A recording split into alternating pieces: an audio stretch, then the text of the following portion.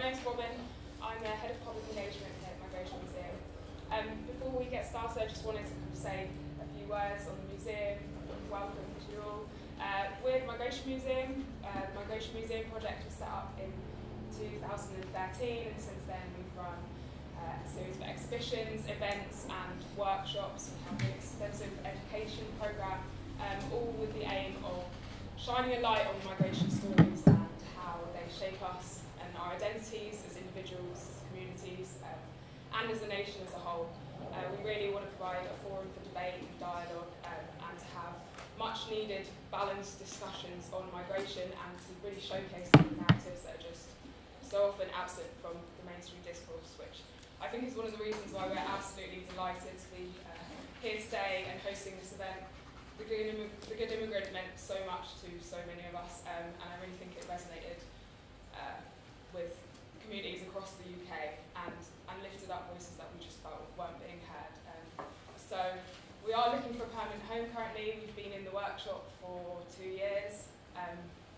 So please, we need your support as much as ever right now. So if you want to follow us on Twitter, we're Migration UK, on Instagram, Migration Museum UK, and we hope that you have a chance to look around our exhibition in spring after the event.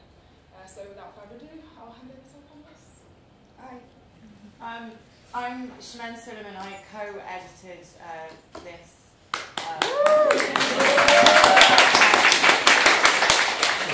I co-edited the Good Immigrant USA with who I'm sure you all know was the editor of the first book. I was a contributing essayist to that first book, as was Darren, Chetty over here, and Inua, Ellams. I assume a lot of you have read the original Good Immigrant? We do yeah. now. Yeah. Anyone been able to get their hands on this American version? Yeah. A few. Yeah, I mean, it's new to the world. Oh, there's a few at the back waving it. It is new to the world. So the story behind the Good Immigrant USA, the first one, the original book came out at the end of 2016. And by that point, I had already moved to New York. And we didn't expect it to do as well as it did, which is incredible and goes to show how much those voices needed to be heard and shared and related to. And I moved to New York when it was still President Obama, and I was there for Trump's campaign, and then I was there when Trump became president. And it's a different country, even on a day-to-day like basis, even just general interactions with people. You notice that there's a change in the air. And I live in New York, so imagine what it's like in the rest of America, which is significantly less diverse. Not to say that New York is amazingly diverse, it still has its issues.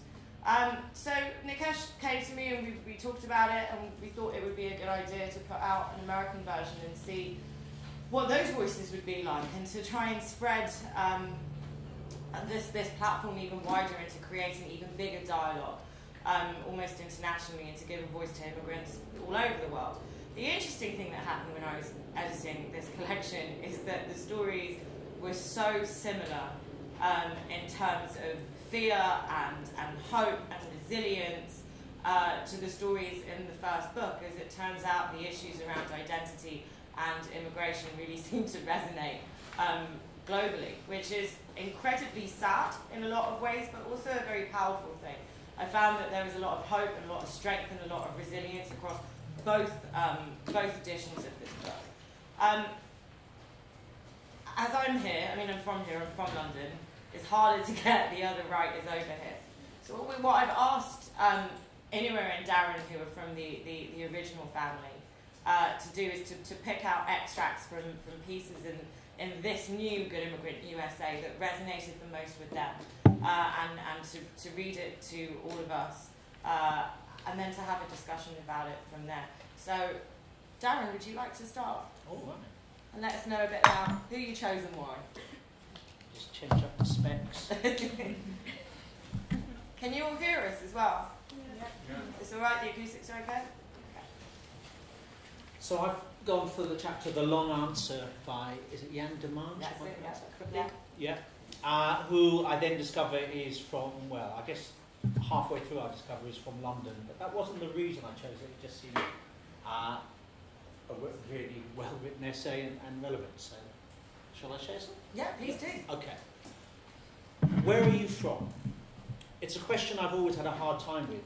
And since moving to the US 4 years ago, I'm asked this question on a regular basis. Maybe it's the combination of a brownish face and London accent coupled with French names that throws people off. Who knows? But this question, and hearing it asked over and over these past few years, has forced me to confront my unresolved questions about my identity, how I grew up, and how those experiences led to me being a director.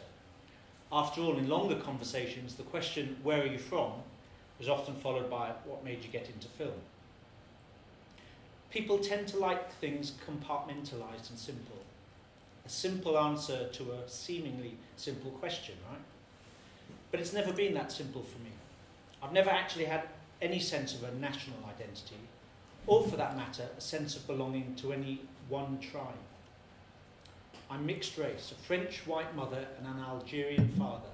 So I'm a Londoner is my standard go-to response when where are you from question comes up. That's the simplest answer I feel comfortable giving without getting into it. Ah, so you're British is the response I often get in the US. I always bristle a little at that one. No, I'm a Londoner, not British. I don't usually follow up with an explanation of what I mean. It's complicated, so let's stick to the short answer, Brad. For what it's worth, here is the long answer. I've never been able to identify as British. Not when I was called Paki by Brits for most of my childhood. Culturally, I don't feel British either. Rightly or wrongly, British has always felt too wrapped in colonial connotations that I wasn't ready to accept as part of my identity. I ain't taking that one. I feel the same about being French. Yes, I'm a French passport holder. Yes, I'm legally French. But I haven't lived in France since the age of 2. Being half Algerian, I can never really comfortably take on being French as a sole national identity either.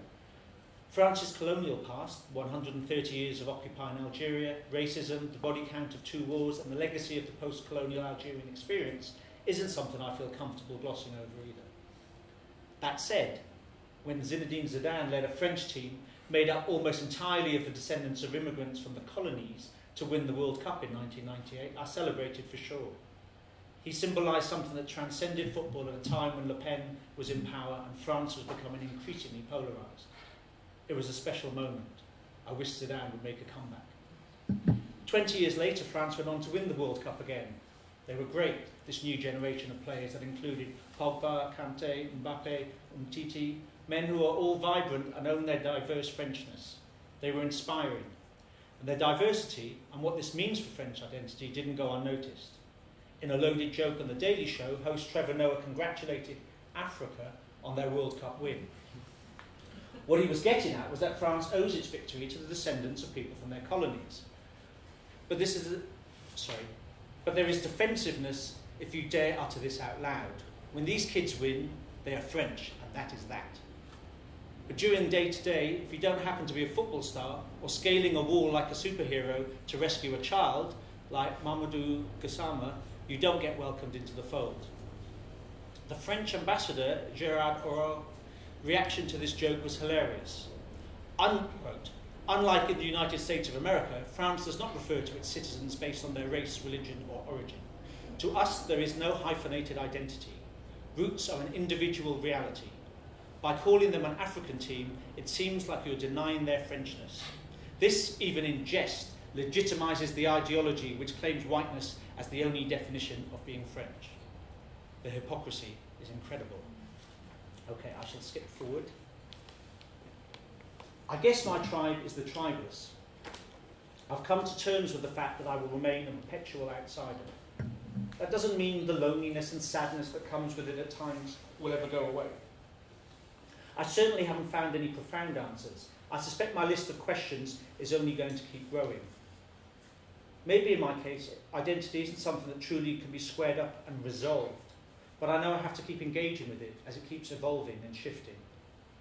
But it's also clear that the problem of identity and tribelessness is why and how I got into making films. It's all linked to the question of what stories am I going to tell, with the opportunities that have now opened up. Whose stories do I want to focus on? Being in a city where I don't fit in, I'm now a different kind of outsider, not a French Algerian in a black London school, but a French Algerian Londoner in white Hollywood. But now I know who I am. I'm an outsider. Yes, I'm still seeking. Yes, it's still confusing. But what I do as a filmmaker is embrace the question mark.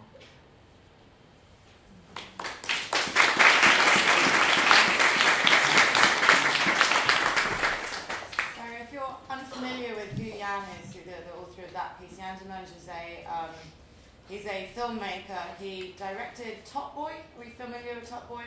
Kano and Asher D, brilliant show, one of my favourites. He also directed a film called 71, which was about the Irish Troubles, and recently a film called White Boy Rick with Matthew McConaughey in it. He's a very strange man, very lovely man, but a very strange man. So Jan, it came up in that piece. Jan, his dad's Algerian, he was born in France, he migrated to West London at the age of 2. Actually, it's the piece that resonates the most with me as well when I was working on it. The reason actually why I wanted Jan in the book is because I'd gone for a drink with him beforehand, and when we were talking I felt like the words that came out of his mouth were my words. There is a lot to be said of feeling, knowing that we're both brown but passes white, knowing that we're both, I mean he's North African but kind of Middle Eastern I guess, for one of a better way of phrasing it. The Arabic roots but don't quite fit in there enough, like we're both British but not really. We both like UK garage, that's the only thing that we can solidly say is a huge part of our identity. But there is, we both have a very strange relationship with being Muslim, even though I identify as, and I don't think he does, but we still felt slightly removed from a lot of things, like a lot of places that we should have belonged to, but ultimately don't. And when Jan's piece, there was an extract of it that was commissioned by Observer magazine a few weeks ago. And a lot of people said the same thing, especially a lot of people who grew up in London. People really, really related to that piece. The sense of really not fitting in anywhere. So I wanted to kind of ask Darren a little bit more on about Jan's sort of tribalistness that it was that you could particularly relate to, if you could specify. Okay, I feel like I'm going to have to shout at you now. Please do. So I guess there was a sense of a move towards a sort of healthy ambivalence towards group identity that I really liked. That there was a recognition that actually that was a potential way of telling interesting stories, and of I guess being a genuine artist. And I guess I was interested in that for how children do it, and not about sort of pinning down you are this and therefore all these things must follow. So yeah, he mentions at one point a social worker when he's a child describing him as anchorless. But this desire to anchor things, I mean when things are anchored they don't shift at all. And that seems like a really problematic way of being an artist, that you're sort of fixed and unshifting, unable to move in any way. So I thought it was an interesting way to take that. The interesting thing about Jan's anchorless comment, or the statement that a social worker tells him when he's much younger. Jan was also one of my favourite people to work with because he resisted the whole way through the process and then kind of took emotionally the most away from it, which is why we do this. There's a piece in the book about how his name actually is Munir and not Jan. I also have a very similar thing where my name on my passport is colonised and not what my name actually is. And Jan, by the end of this piece, was like, no, I'm reclaiming Munir, like that's going to be my name again. And then a week ago, he went and got an anchor tattoo to prove that he's not anchorless at all. And as a fuck you to that social worker. And I think that's why we did this. It was so important to kind of, it was really important to not necessarily be trying to, correct me if I'm wrong, but for me, I didn't just want to be educating people anymore. I just wanted to give space to people who had stories to tell and complex issues that they needed to work through, like we all did. And it was about us and about other people who relate, rather than teaching people who don't necessarily have experiences of what it is to be an immigrant. That's a huge benefit and a huge part of it, but I think there was something very powerful about people being able to understand who they were again by the end of this, or feel like they were comfortable with it. Now I like what you said about Jan kind of taking an approach where there was like an ambivalence to it. What about you? Is there anything that you related to in that piece, anyone? It's fine if you didn't. I'm trying to, because I read the full thing on the internet when it first came out, and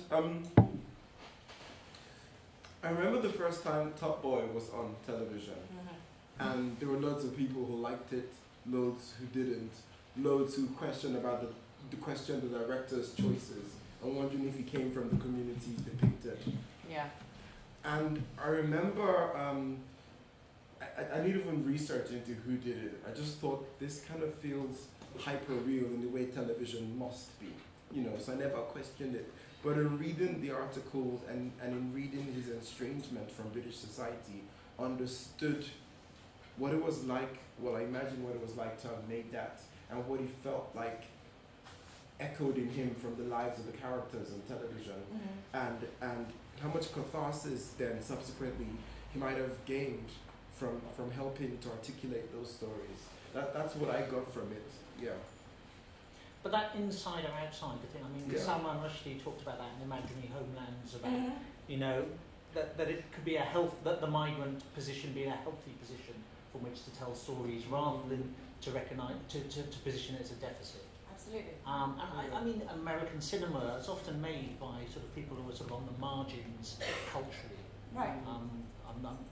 Woody Allen, problematic as he is, has contributed greatly to Hollywood and storytelling. Yeah. And he does that from that sort of inside or outside of things. So I think seeing that as something to draw on, a source of strength, rather than, well, I need to pin things down when people ask where they're from, and have a pithy answer that covers everything.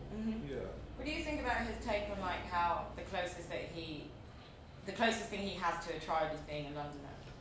As people who live in London and have for a long time, do you get where he's going with that? Is that relatable? I think so. Like, because London seems to be a collection of tribes, many of them, and I think part of being a Londoner is figuring out how to navigate all those tribal zones to figure out which you're closest to. And I was thinking about this in relation to the film he made, set in Northern Ireland, which is about a soldier who's caught behind enemy lines and is running through literally street by street, zone by zone, being chased by like thugs from various parts of Belfast. So also trying to do that same thing, navigate his way to safety. So for me, I found mirrors and echoes between his experience and the tribes of London. I don't think I realised just how much of a Londoner I was until I left London. Like, as soon as I went to New York, because in the beginning they'd be like, where are you from? And I'd be like, I'm Turkish. And they'd be like, great, what part of England? Because it's literally like, it's just the accent. It's always the accent in America. There's literally nothing else.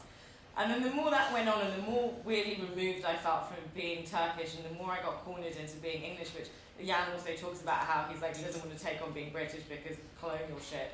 And also I'm Turkish Cypriot and we were colonised by Britain, so that's a whole other story. I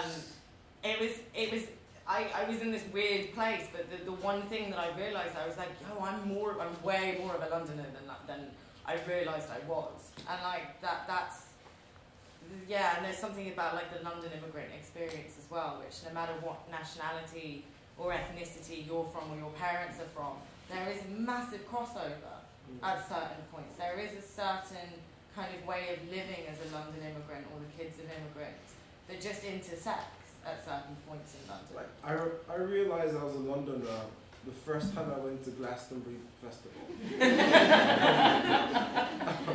It was just something about that experience, that proximity to the larger British population. And I was like, whoa, what's happening? I remember I got off the coach in Victoria and I literally kissed the pavement. Yeah, I was like, oh, I literally, wow. Freaked me out,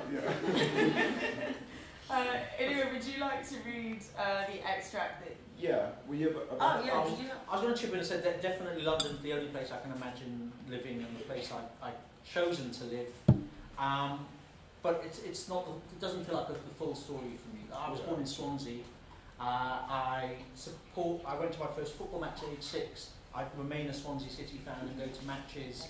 I remain okay. I remain a proud Welsh sports fan.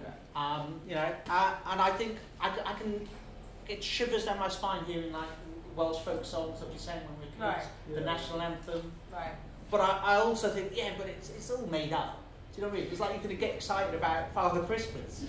But and that's how I feel about nationality. I can really get involved in sport, and I can get, you know, really get involved in football.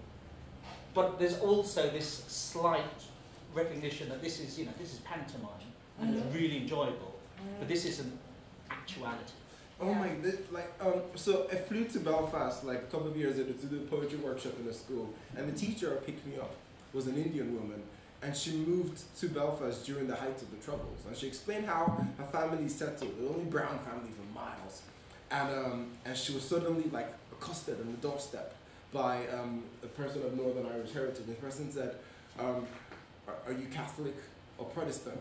And she said, I'm a Muslim. And they said, yeah, but are you Catholic, Muslim, or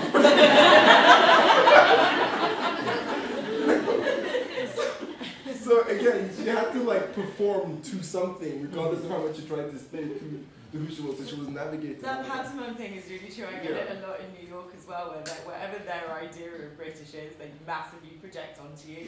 So I have a guy that, I mean, I have a guy that drinks in my local, and I swear he doesn't know my name, but he just calls me Brexit. So whenever I walk through the door, he's like, Brexit! I can do it! And I'm like, oh god, don't do that. But there's a lot of, like, people will always tell me I have the same accent as Liz Hurley, and I'm like, I do not. I'm sure you'll know what they're like. There's always references to The Crown, there's always references to Downton Abbey, there's always references to Doctor Who, none of which are remotely familiar to me. But it, you know, I've never seen it. Sorry. And it took, I remember I was in a bar one night, and there were these two guys, and they were talking to the group of people I was with, and this American dude was like, he was trying to tell me that I was like really, really posh, or that I must have been from like a really like wealthy part of England. And the guy next to him turned out to be from South London. He was like, "What are you talking about? She's from North London." I can hear the accent. And it's that performative thing where people have these ideas of what nationalities look and sound like, what races look and sound like, what Muslims look and sound like, and then we just sort of go from that very narrow framework. But the yeah. scary thing, sorry, coming from a teaching background, is the move for fundamental British values is trying to say this is real. Yeah. So a friend of mine who's a head teacher this morning sent me something he had to take off the school display under fundamental British values, which is meant to be about respecting democracy, etc. And it's just a photo of fish and chips with a Union Jack. And this is what kids are now getting taught is Britishness that they have to sign up to. But the whole British values thing is quite scary, because people are throwing that around a lot since Chimene lost her citizenship, and also since her baby died. There's been a lot of talk about, like, well, she didn't feel British. She didn't feel British, so that's fine. You know, like, what does it mean to feel British? She's not part of our British values, so fuck her and fuck that dead baby. You know, and there's been so much of that. It's such a scary to be that abstract about what it is to belong to something, because you can. I don't feel British. I don't feel British, and I don't say that with pride. I say that with pain. Like, I didn't, bless you. Like, I didn't grow up being necessarily allowed to feel British, which is also what Jan talks about in that way. He's like, I'm not taking on what it means to be British. I'll be a Londoner, but I never really felt like I was allowed to feel British. And then when you see stuff like this play out the way it has done, where, you know, a young woman did a fucking stupid thing, and people are actually celebrating the death of a baby because it would have been a would-be terrorist anyway, you start to realise in the most extreme terms what people were always saying to you all along, that you're not, it doesn't matter whether you step foot in wherever your parents or your grandparents are from, this was never yours anyway. And that's based on feelings, something as abstract and changeable as feelings, where you can always move those. Fine, it starts with someone who's complicit in terrorism, but you'll just keep moving that goalpost until none of us are allowed to feel British. I think that also points to how lily-livered our politicians are, who are afraid to take clear stands regardless and to make tough decisions. It's now, maybe Obama started the trend, is now politics by social media. Like, you know, try and read the sense and then appeal to that for your ratings or whatever. Right. I think that played a small part of that, and then everything else is what you pointed to. Yep, agreed. Yeah. Do you like to share the piece that you've chosen for us? Yeah. So I haven't finished reading the book. I only picked up mine on Sunday. And I started reading this one and I stopped because I'm going to enjoy it too much. And I say that because I'm currently working on Three Sisters, which is a Chekhov play, but I'm rewriting it and setting it during the Nigerian Civil War, during the Biafran conflict.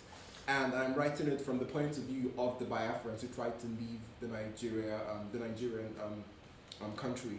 And as a Hausa man, in the context of Biafra, I am the enemy. I try to annihilate these people. So I'm approaching it with as much reverence and caution as I can muster, which involves reading as much as I can about Igbo culture. And Chigozie Obioma wrote this essay called The Naked Man. And his first novel was called The Fisherman, which won the Slow Awards. And this is his essay. So I'm going to read 7 minutes and we're going to discover it together. Are you going to time me? Yeah, good. A long time ago, I can't recall when exactly, my father, who grew up in a village and was still one of those who spoke in the manner of our ancestors, said to me, "Son, beware of the naked man who offers you clothes." In the Igbo culture, it is considered unethical to render a proverb and then interpret it. It is the sole responsibility of the hearer to investigate the intended meaning of the proverb. Thus, even though my father knew that I did not comprehend his words, he did not offer any interpretation.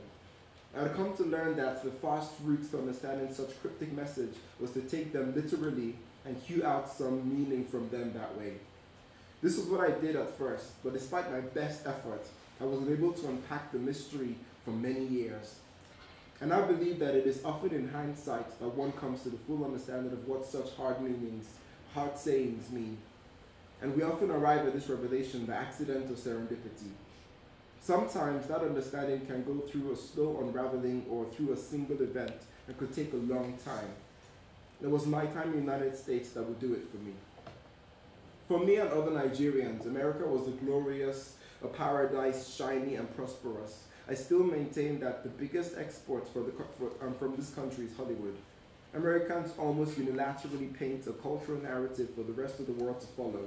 And thus, one image I had of the country was that it was cloaked in shiny garments. It was the land of the wealthy, of high-rise buildings and of yellow cabs, of scenic structures, of great educational institutions, and of literary agents and publishers. Yet for a long time, unlike my compatriots attending school with me in the little unknown island of North Cyprus, I did not think of moving to America during my 4 years of study. Then suddenly, a flurry of events occurred in quick succession that swept me up like a weak stake in a violent wind and hauled me towards America. It was by 2010 that I had managed to struggle my way through an undergraduate degree at a private university in North Cyprus. My father had retired from his job and invested his gratuity in a business that was vulnerable to the oscillations of the tenuous Nigerian economy. So difficult did things become that I worked carpentry, cleaned empty houses for realtors, and still could not afford my school fees. Then, just when I was tottering on the edge of a precipice, help came in the form of an acceptance to a Virginia-based literary journal. The fee that this journal paid me for an excerpt from the novel I was working on, together with a generous 75% merit-based scholarship I got from the school for each semester, helped pay my final year of school fees. I was thus able to graduate with the highest CGPA in the university. The university then offered me a graduate teaching assistant position on salary and enrollment in a free graduate program. But by October 2011, a new problem had cropped up. I wanted to complete my novel, The Fisherman. The publication of the excerpt and its reception, mostly glimpsed through the many emails from readers and agents asking to read more, had convinced me that if I could complete the book, I might be able to publish it. But with a schedule that required me to work in an office from 8 to 5 every day, sometimes on Saturday, While also taking undergraduate classes and teaching 2 undergraduate classes, it was almost impossible to write beyond a page or 2 every week. The fortune that had come to me became the major barrier preventing me from achieving my biggest dream. By now, the desert wind had started to scald the skin, causing people to wear sweaters and jackets. And on one of those mornings, I went into my professor's office determined to do something. So strong was my frustration that I did not bother knocking on his half-open door. I stood on the threshold, greeted him and said, "I want to ask you a favor, sir." "What?" he said, still tapping his keyboard. He looked up, closed the door and come in. Once in, I stood in the glare of the large portrait of Kemal Atatürk's face, surrounded by a sea of crimson. "Can you tell them to take me away from the Dean of Graduate Studies office and just let me teach and attend class? I don't mind, they can pay me half of the salary, I just want to finish my book." My professor, Unsal Unzulu, a Turkish man whose love for me almost equaled that of a father, shook his head. He turned his face down to his folded legs. For a moment, only the sound of students speaking in Turkish in the hallway came to us, one of them shouting the ominous words that means no in Turkish. "Hayır, hayır." Then, as if it suddenly remembered something, my professor said, "The Fisherman?" "Yes, The Fisherman." He'd read parts of the book and had encouraged me in serious ways. And when the excerpt was published, he'd read it with tears in his eyes. "Chikozi, you can't do that." "No," he said, his tone descending lower as he spoke. He shook his head again and tapped his one foot on the floor as he wheeled his chair to face me. "Do you realize that you get paid next to nothing? 800 Turkish lira. How much is that, Yani?" $600 for come, I said. He was quiet for a minute, then brightened and said, "You know, why don't you apply for residency in America? One of the writers' residencies. If you get that, then, Yani, they will say it brings good name to university and let you go, and you can finish the book there. And why don't you just apply for MFA, that bloody American thing?" "Do you know about it, Chikozi?" I nodded. I know about Rice's residencies and have come across the MFA thing only recently while reading an interview in which the Nigerian writer, Uwe Akpan, had spoken about his experience in the creative writing department at Michigan. But until my professor mentioned it, I didn't consider the possibility of applying for such a program.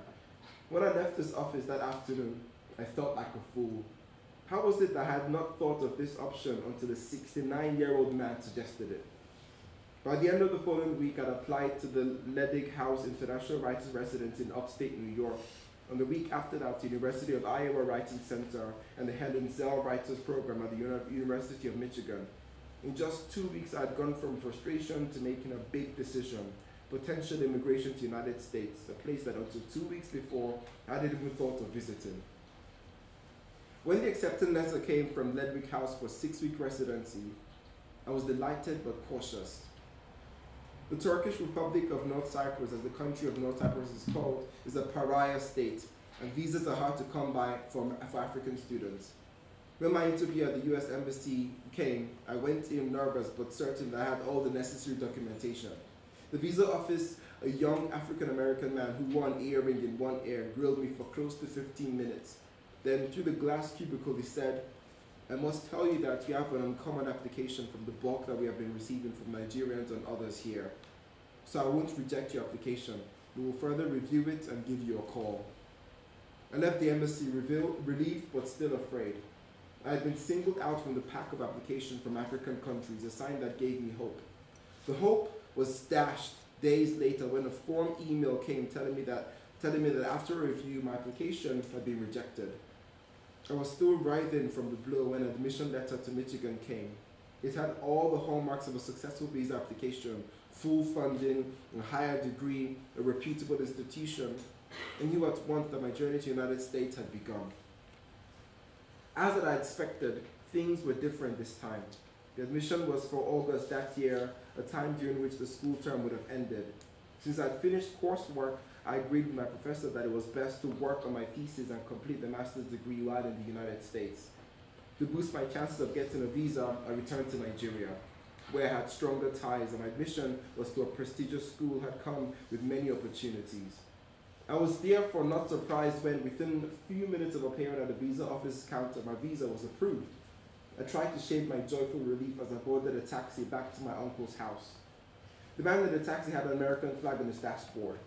I told him I was going to America and asked if he could sell me the flag. He offered it to me for free, in exchange for a promise to help his children move there in the future. That's so Nigerian.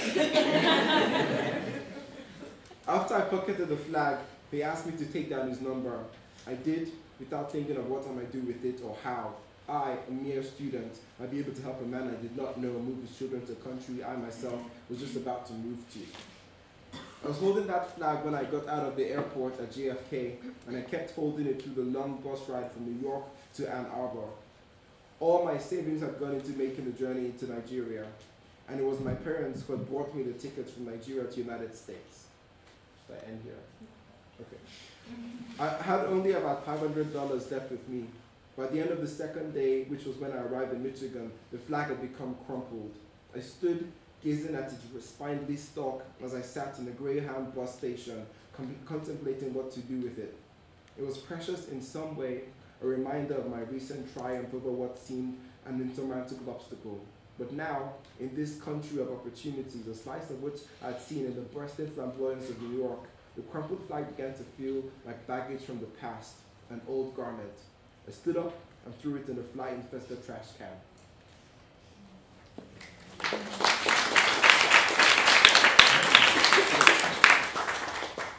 Are there any parts of that stood out most for you?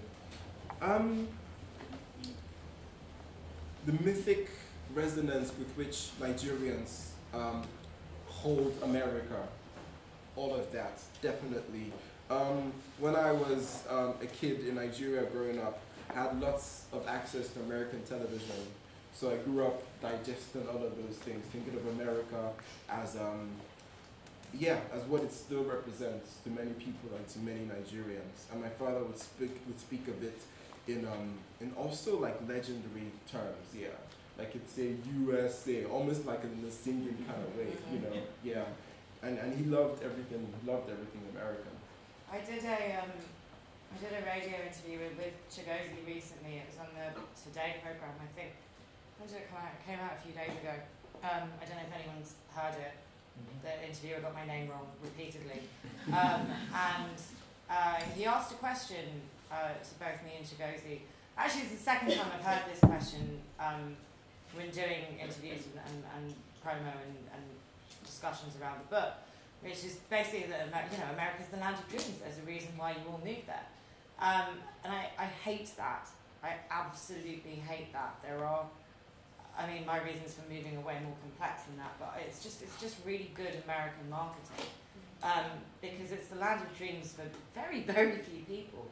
And I don't know who's been sharing these stories about like how you just get there and like everything's accessible, because it isn't. They haven't wanted people for a very long time, and people live in, it's a very segregated country, and I find it deeply problematic when people sell themselves as the land of dreams when they haven't even dealt with their own communities, and they're trying to encourage other people to come so they can wish that they weren't there.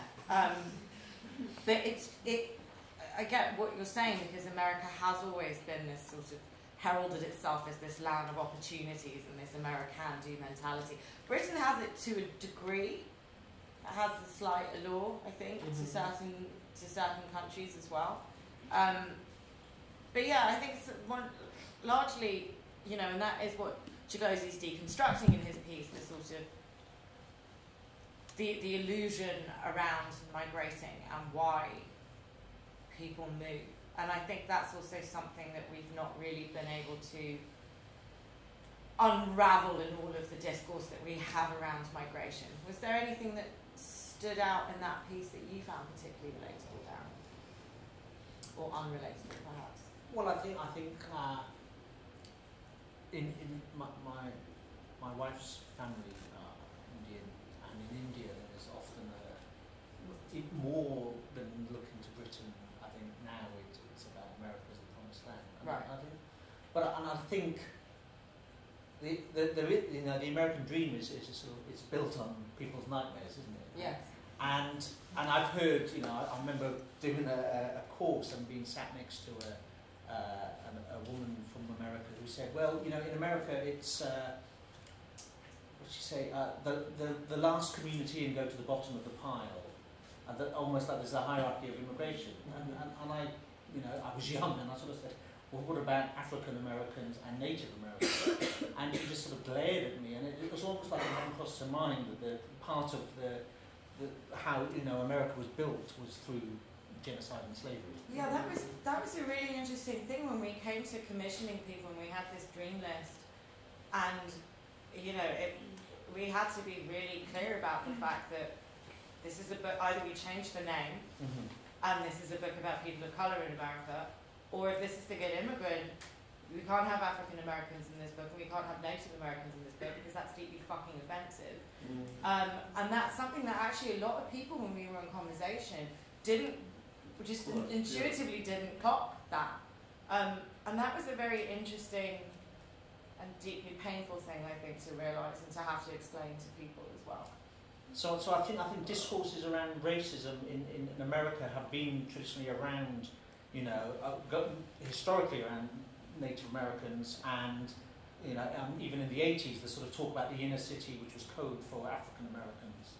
Right. And it's quite a recent thing. You know, what Trump has done is kind of take on what was seen in Britain as the 80s new racism, not talking about race, but talking about migration, which is, you know, in this country goes back to Enoch Powell and Stuart Hall saying Powell lost, Powellism won. And this idea of being swamped that Thatcher said, but even David Blunkett said in 2002, was swamped by migrant stuff. So migration and racism are clearly linked in Britain, whereas in America there's the whole lot of racism before you even bring in immigration. And now it's become the way of talking about racism. Absolutely. Yeah. Absolutely, that's very true. I feel like Trump has sort of realised himself that it's much harder to now go down the sort of the more old-fashioned tropes that America has around people of colour, and that it is easier to focus on immigration as a loophole. Still means people of colour, but it's just easier to sort of get away with because you can pretend that there's a legitimate concern with that, which is space and economy, rather than just like outrageous discrimination based on stereotypes that mean virtually nothing. Yeah, the battle of desegregation, at least in law, has been lost for people like Trump. But you can invoke a wall and the language of security to talk about similar notions. Absolutely. Sorry, I'm getting away from the chapter. No, you're not. You're not, actually. You're not. Is there anything else that either of you felt with that piece that stood out to you? Has America appealed to you? Yeah, that was... It's America. For the longest time, I couldn't. For the longest time, I couldn't travel. I couldn't leave England. I could only do that from 2012 when I got the right to live and work at Directional leave to remain. And then the first place I traveled to was Chicago, and it was mostly because I knew poets there. I thought, okay, this is my tribe. There's safety here. But then I think I came back. Then I went to New York for the first time. And two things I discovered when I arrived is that Gotham is a nickname for New York. Therefore, Batman Gotham City is to mirror New York and all the problems of that day in terms of crime, fear, all of that stuff. And the second thing was that there's something about New York that inspires an indefatigable capitalist spirit. And it shocked me. I remember I just went for a walk. I walked from something like 5th Avenue all the way to Harlem and back, which is a long time, just, you know. And I remember thinking, I went from thinking, these are amazing buildings, to thinking, I want to own this, right? And it crept upon me, and I began to swagger in ways that I don't, just taking up more space on the pavement, you know, and just wanting to like own shit. And I, to this day, when I realized that, I thought, I need to leave this country right now. Yeah, and it scares me. So every time there's this, you know, comes like, you know, do you ever want to travel to America? I'm currently working on a television script, and there was this huge bidding war between an American huge television company and one in the UK, and the Americans were throwing crazy monies at me. But I told my agent, like, I don't want to do that because I don't want to play by those rules. So it doesn't, I think you're brave. I haven't moved here. I couldn't do that. No. It's a very, it's capitalist to a point where it's capitalist even on a day-to-day, like, basic human interaction. Like, everything can be bought. Like, not just buildings and clothes, but, like, friendships and respect and sex. I don't even mean that in a sex worker way. I mean that in a kind of like, men think that if they throw money at you, they're entitled to it. Everything is about entitlement. It's incredibly culturally sociopathic. You can tell that I'm quite sick of New York after 4 years of living there. It's a very emotionally and physically violent city. And I think a lot of that comes from the fact that it's also very segregated. And there isn't a lot of nuance around race and religion and gender. Things are very binary, but they don't realise that in New York because they're so much better than the rest of the country. So because they have large communities of black people and brown people, and you can say, well, actually the Arabs there, they're all in Sheepshead Bay, and the Russians are all in Brighton Beach, and the Jamaicans are in Crown Heights. That to them is their diversity. That's it. They've got it better than they have it out in Utah. But there isn't really much of an interaction, and a lot of those marginalised groups still kind of have very problematic relationships with each other, and there doesn't seem to be much of a greater sense of community. And again, I think that divisiveness is very sort of innate in an American culture that becomes very difficult to escape. I remember I was walking in Harlem, all places, right? With a friend of mine, she's a journalist, she writes for the New York Times. And there was this kiosk, this falafel seller. I was like, I'm gonna get a falafel from Harlem. So I went and I was trying to pick something on the menu, and he pointed to my hat. He said, "Nice hat." And I get lots of compliments for my hat, so I was like, "Thank you very much." And then he said, "Where's the hat from?" I said, "Nigeria." He said, "Nigeria, West Africa?" I'm like, "Yes." And he said, "Oh, you guys don't have any culture." I was like,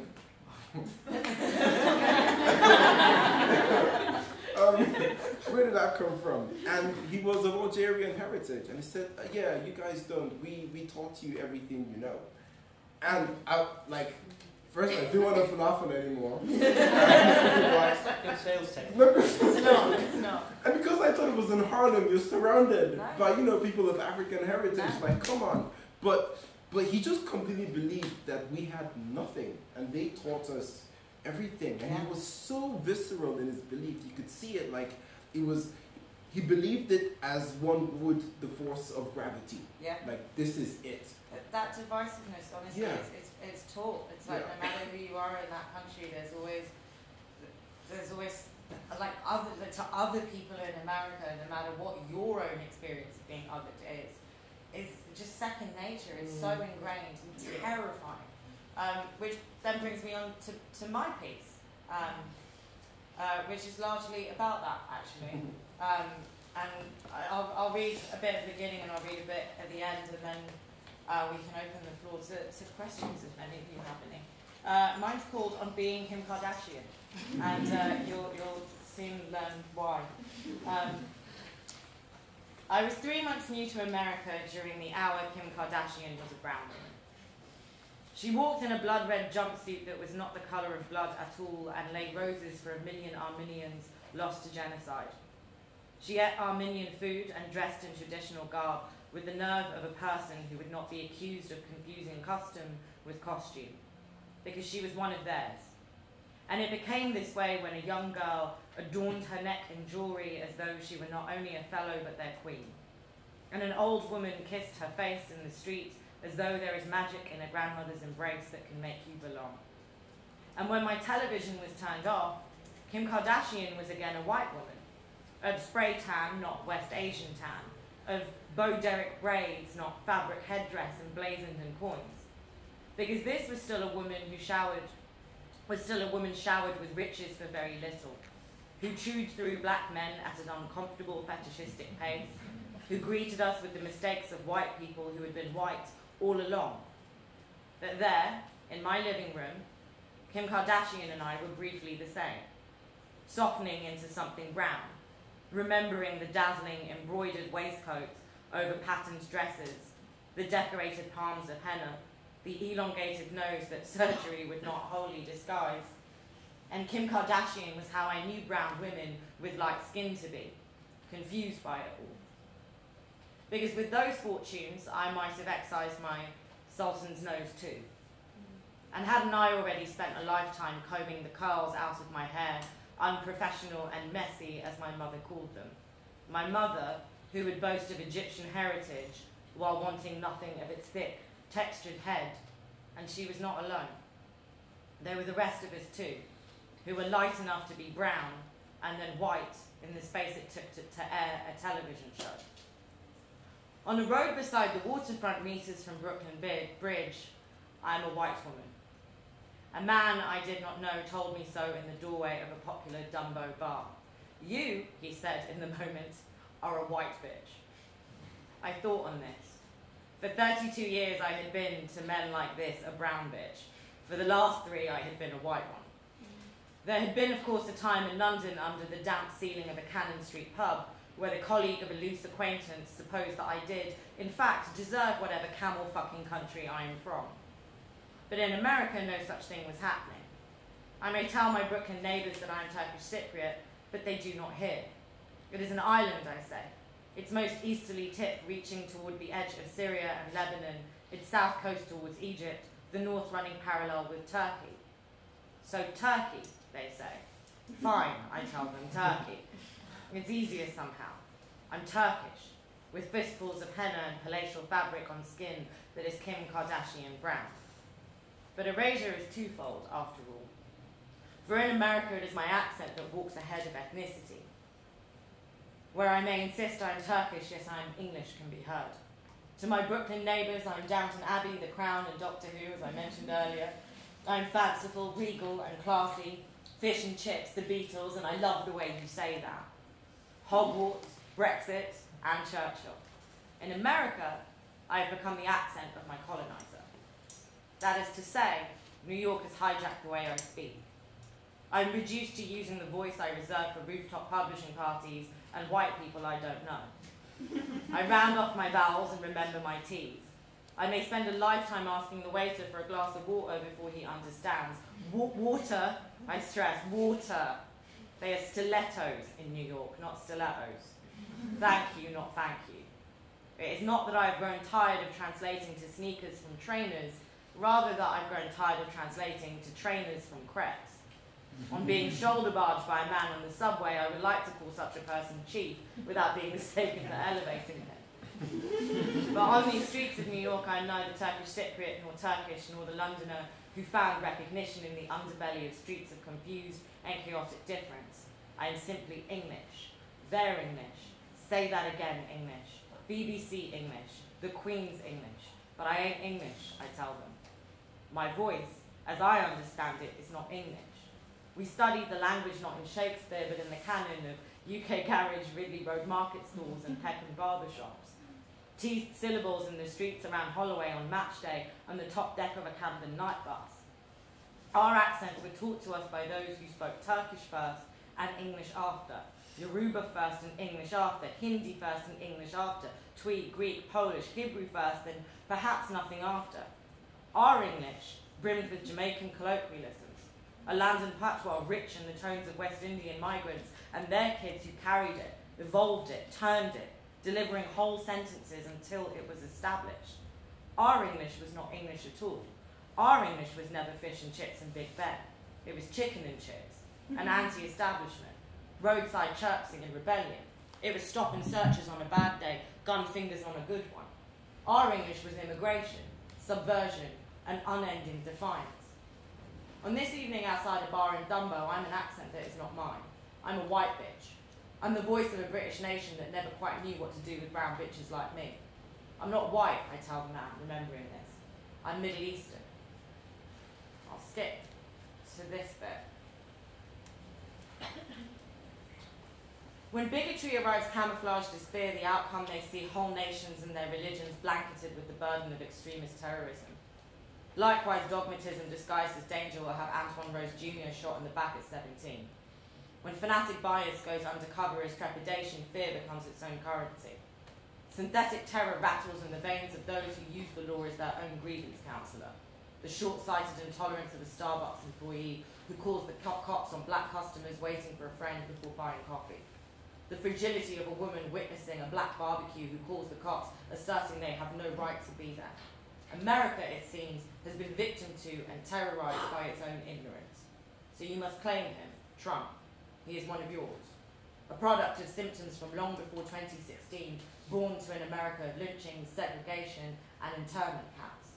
America's enthusiasm for intolerance, it seemed, was not centered in Trumpism. Instead, it was a template for a nation that had learned to divide and keep dividing until there is no group large enough left to fight. When they say you are a white bitch, they mean you had it easy. That your life was gifted, stolen, pillaged from creations elsewhere. Because good lives are not distributed equally. And haven't we as a family always spoken of whiteness as a curse? A blight that arrived in our lands and changed them beyond repair. But white lives are not even white lives. And a Pole in Ilford or a Jew in Charlottesville might tell you the same. That the parameters of whiteness are always changing. So it is that I have become a white woman on canvas, but on paper I am still everything that had killed my grandfather.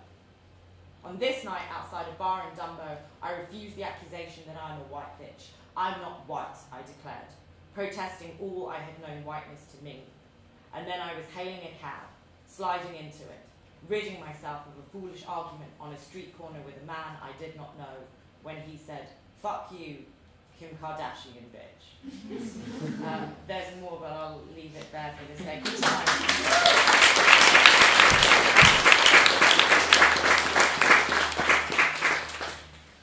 Did we want to talk about that quickly before we open it to the floor, or not really? I know I have a question. All right. So, which tribe then do you roll with in New York? London. Okay. London, because it's because I can't be bothered to explain what Turkish Cypriot means over there. I really can't. It's every time I say I'm going to Cyprus, they're like, "How was Turkey? You're back from Turkey?" And I'm like, "Yeah." And again, like we said earlier, and like we said in Jan's piece as well, it's like I don't feel British, whatever that means, and I don't want to take that on because it's also what triggered a war and where my parents are from and screwed up a lot of shit. So yeah, London is. So you find there's a tribe in London that is like a handful that you just always. Yeah, I didn't want to be that person that was only friends with people from where they're from. Yeah. Like I really hated when people do that, when they go somewhere and they only mix with people from the same place. That's me though, and I genuinely understand how that happens. Largely, it's a sense of humour thing as well.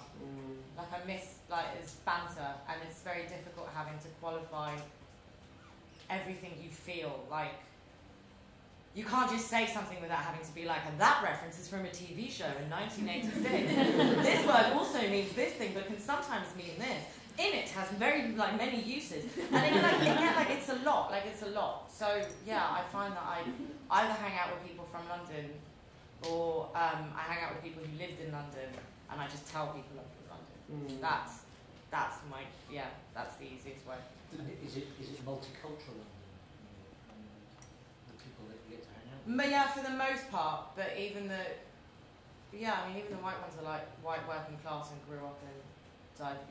Yeah, for sure. Actually, I hadn't really clocked that until. So it's like the London that you were. It's like it's like the London that I grew up with. Yeah. It's like the London that we're a part of. That we hang out in pubs with. Yeah, it is. I went and I found that again, and I think I had to. How the myth of like British accents just opening doors for you in America? I remember Musa. Is this true? Does it still work? Oh yeah. What did Musa say? When Musa said he was going to America, he said he's going to he's going to polish his British accent and you could see his face in it. Yeah, no, it's true. Yeah. There's a bit of my piece about, in my essay about growing up, always, with my dad always, which I didn't realise was so sad at the time, but my dad would always warn me whenever we were at the airport that he would always get taken aside randomly. And I was always pre-warned, literally every single time we were at the airport. And then you grow up and you start to understand what that means and why that is. And I have a thing when I land in JFK, because I have a British passport, because I have a British accent, I'm incredibly arrogant. And that's the only place that I'll walk in and be like, fuck you, I'm British. Because I don't know, it's almost, I don't want to say it's payback, but it's like it does give you an assertiveness, because they do eat it up. And it's the only place that I have that privilege, because I've never, having a British passport growing up in London didn't mean anything if you had a foreign parent. For me, I always wonder what that says about colonial history. Because if the Americans fought to extract themselves from everything British, literally yet the British accent still holds so much sway, so much power. And I wonder what that says about what it's like for the British population to watch extremely posh politicians talking, and how we just, Oh, we eat it up. Yeah, we just eat it up, never question it. Yeah, absolutely. That is world over as well, actually. Does anyone have any questions? So we've got a little bit left. Yes. Hi, I'm an American. Hi. Sorry. I'm actually a British-born Gambian Kenyan American. I was born here, grew up in the U.S. Gambian Kenyan descent, lived in immigrant communities. I've lived across the U.S. And I'm curious, because I think that there are a lot of generalizations happening here. Where did you travel in the U.S. and how did your experiences across different communities in the U.S. compare and contrast beyond just New York, which is a very unique place in America? I don't want to comment on the places that I've travelled, because I've never been in any of those places long enough to gauge what LA was like having spent 3 weeks there, or what San Fran is like having spent a few weeks there, because I don't really feel like you pick up on an attitude of an area from just having a lovely holiday there. New York, for me, is full of lovely, very kind people, otherwise I wouldn't have spent 4 years there. But there is, certainly since Trump has come in, that day-to-day, the same way with England and Brexit, once you impose such once you have a leadership that kind of puts words and attitudes in your mouth, that feeds into the public. And that happens here, that's happened in London since Brexit's happened, it's happened across Europe the more right-wing the governments have become. And it's just that I've noticed on a day-to-day basis, people are not as perhaps understanding as they were the first 2 years that I lived in New York to how they're becoming now. And I can't comment on what that's like in other places that I've been on holiday, because those are holidays. But I can only say that's what 4 years of like day-to-day interactions have felt like, in a way that I've also seen England get significantly less patient and less welcoming, even in London. For as much as I'm singing London's praises, like even in London, I think when you have a government that dictates binariness and divisiveness, you do end up feeling that on a day-to-day basis. Any other? Yes, hi. Hi. Thank you, first of all. This was really interesting. I relate very much to all of this. I'm born and raised in France, Lebanese, Palestinian, a bit American. And I've been kind of going through this thought process recently, where I've been acquiring more and more confidence in myself, and it's given me, I think, more opportunities to expand my professional life, my personal life, and it's something that I never felt before. I moved here 3 years ago, and very much like you, I feel like a Londoner, way more than I ever felt Parisian.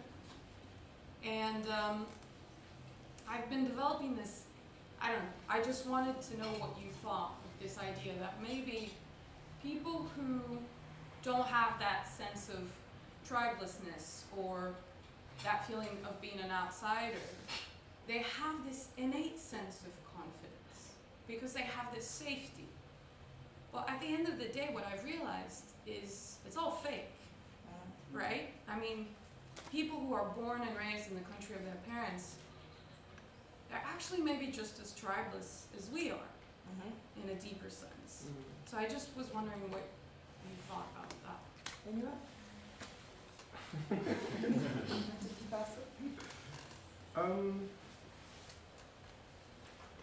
I think so.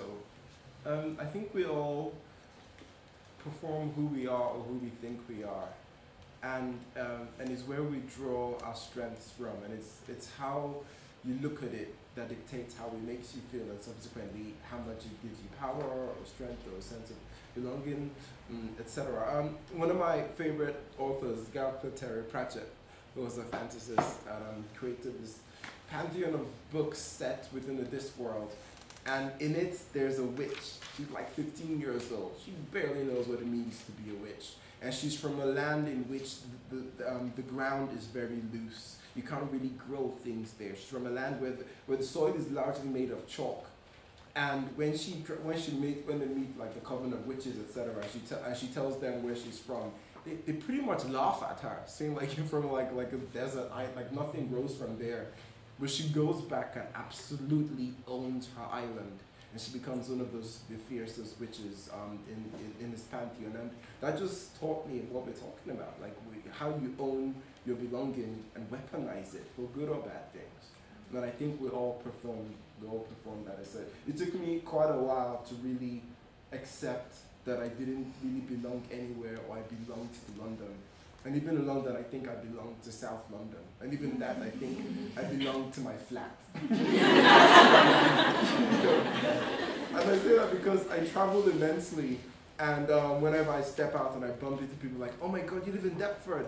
I'm like, yes. Like, do you go to this pub? Do you go to this pub? Do you go to this restaurant? I'm like, no. So my conviction comes from the fact that, this is a little piece of island. This is, in my flat is my home. I sort of, I'm like God over this little, rectangle. Yeah, and that's where I draw strength from. But everything else, I think, will perform shades of belonging. Any other questions? Yes, at the back over there. Thank you all for sharing and possibly your story about kind of leaving extra time to go to the airport. In my family, that was just called the daddy queue. Right, yeah. Extra time. It was always the dads as well, wasn't it? Always. Yeah. So, just as you contributed to the UK edition and also in your essays, so in the UK edition you talk about being an immigrant story from a Cypriot perspective, which I guess kind of left you on the back foot. But then interesting when you were talking about being an immigrant in the US, being British and having that identity then kind of put you on the front foot. And I just wondered what you thought about how when we are in situations where actually our identity through some kind of perverse way that the world works ends up putting us as the good immigrant, how do we use that status and kind of bring up others around us and kind of share that? Yeah, I mean, it's interesting because actually I'm technically not an immigrant to England like my parents are. So, like, the first time that I've actually been an immigrant is in America, and I have a far easier experience of that than I did being someone who was born in England but with parents who were immigrants.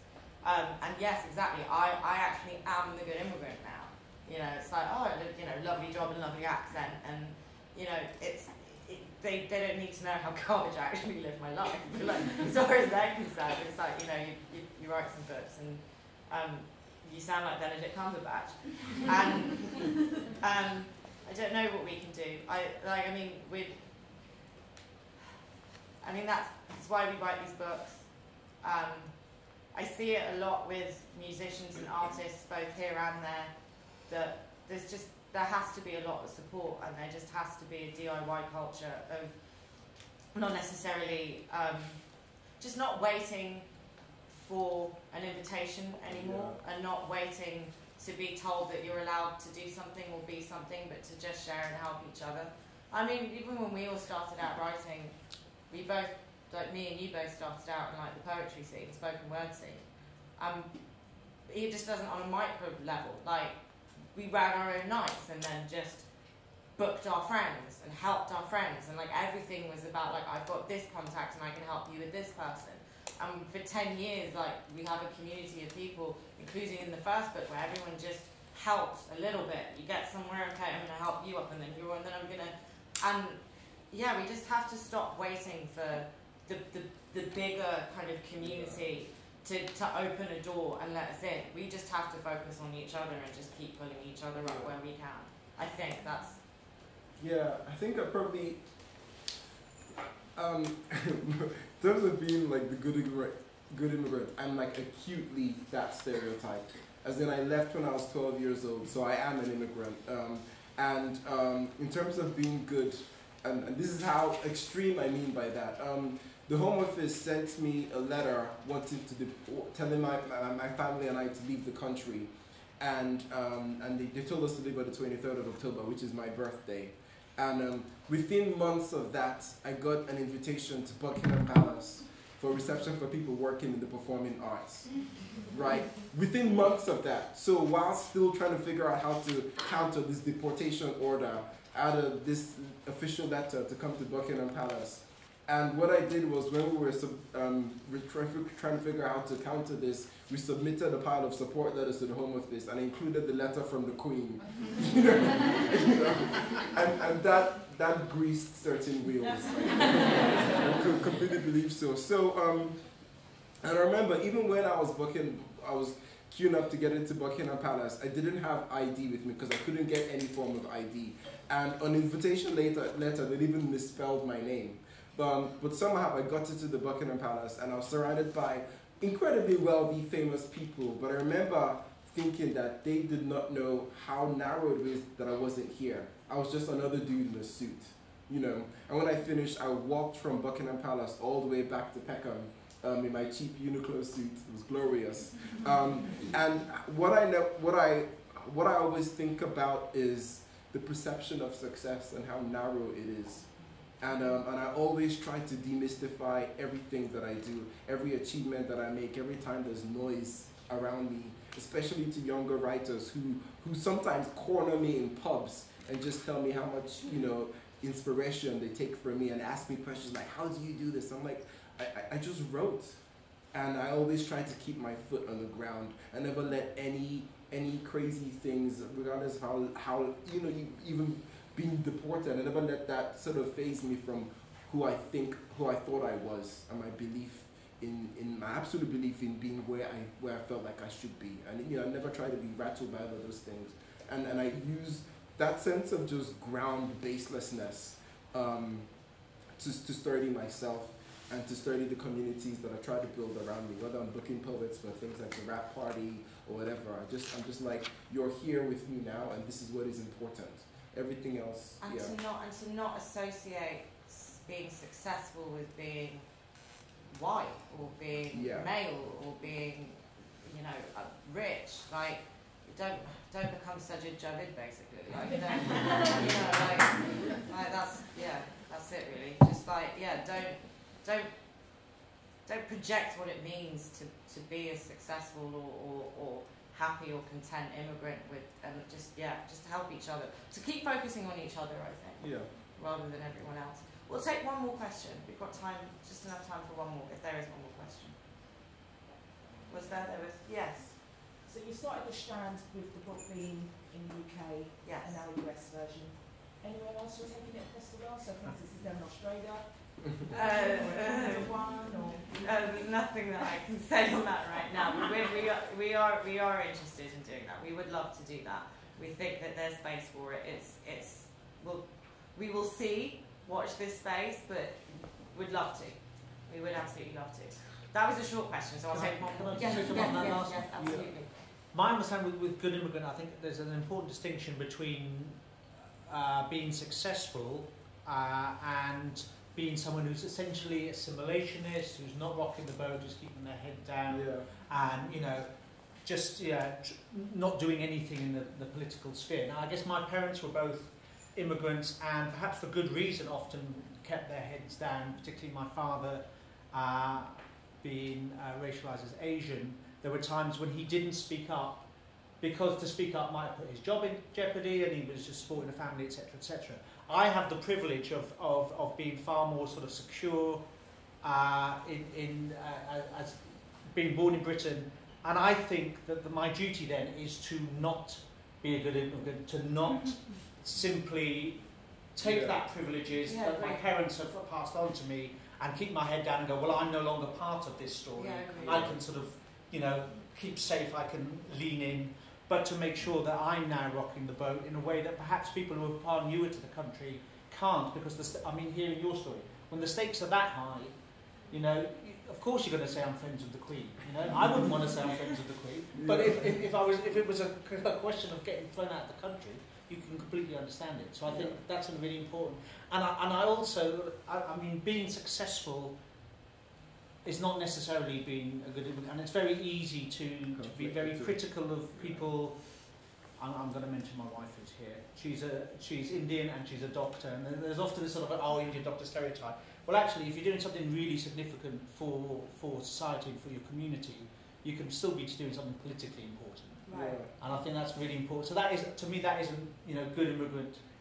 The notion of good immigrant that we want to challenge is someone who I think just tries to divorce themselves from anything, that involves standing up for their communities. Does that make sense? My mother's terrified of the things that I'm writing because of that. Yeah. Especially after, visiting Malgorzata, she's like, Inua, just keep quiet. Like, don't do this. But the next play, which is going to be on at the second largest theatre, international theatre, is going to ruffle so many feathers. She might disown me. It's just very acute what you described. Yeah. Yeah, and that is the whole point of the collection as well, to just keep deconstructing what it takes to belong or be acceptable. Take just that one more comment just there, the lady with her hand up, and then that'll be it. Just about being politically active. So I'm from Afghanistan, and my parents were the same. Like they were like, we grew up in the time of 9/11, all that stuff. They were like, don't tell anyone you're Afghan. You're not Afghan. You're Iranian. Like, blah, blah. And then I've sort of made it ever since I came to uni. I've sort of made it my life's passion to be politically active. Because I don't care that I've got my passport now. But I'm just going to do whatever I can. But what I've found, I know I shouldn't be like that. My passport actually says born in Afghanistan, and then I remember we went to the airport in America and they kept staring at it, and I was like, oh, here we go.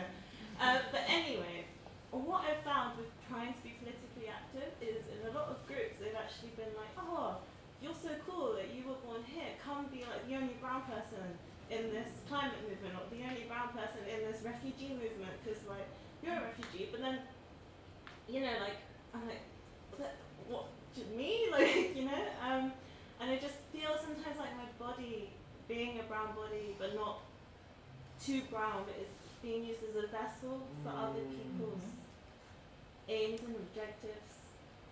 It's a very conflicting sort of position to be in, and I want to help, but then at the same time I don't want to be their puppet. And how do you go about that? What do you do?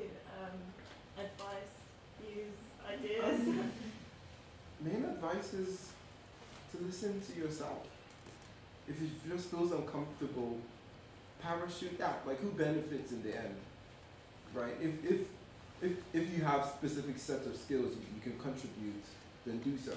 But if you just think you're just going to be standard to be a puppet, then you're going to find yourself trying to perform to their standards, and it's just going to get ugly, and you're going to find yourself questioning everything about yourself, and you don't need to do that. One of the best things about both of these books is that a lot of the essays contradict each other.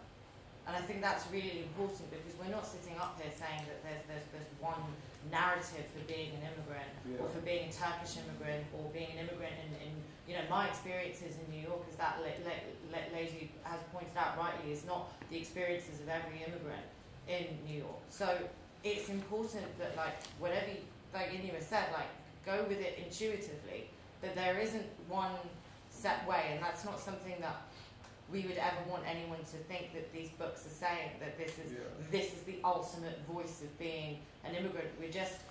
We're starting a dialogue, and that there are many voices who think very different things, But it's just important that we start to hear all of those voices, even if they don't agree with each other. Yeah. And just like Darren said, yeah, sometimes being a good immigrant is to rebel. Yes. And not to try and fit in. Yes. You know, maybe being yourself is to say, no, I don't want to do that. I think if ever you suspect, well, personally, if ever I suspect I'm being positioned as a token, I try to reframe that as that I'm a pioneer or a trailblazer. So my first thing is, well, I'm the only one here, how are we going to bring more in? I'm making sure that that's the move, rather than that my presence there somehow justifies their claim that we're diverse now. Because I know that happens. It certainly happens in academia an awful lot. Yeah, and saying, well, I'm a pioneer, but we now need more, don't we? Just slightly reframes that. Not that it solves everything, obviously. I think that's a lovely place to end. I wish we could carry on, but thank you so much for coming and sharing your evening with us. I believe we'll be doing some book signings at the back over there. Is that correct? Yeah. Yeah. So I was just saying, so we're selling books over at the back and also over here. We were thinking we could do book signings here, so people buy books over here and here, and then come here. and then we can do the book Great. signings. Cool. Yeah. Thank you very much. Thanks.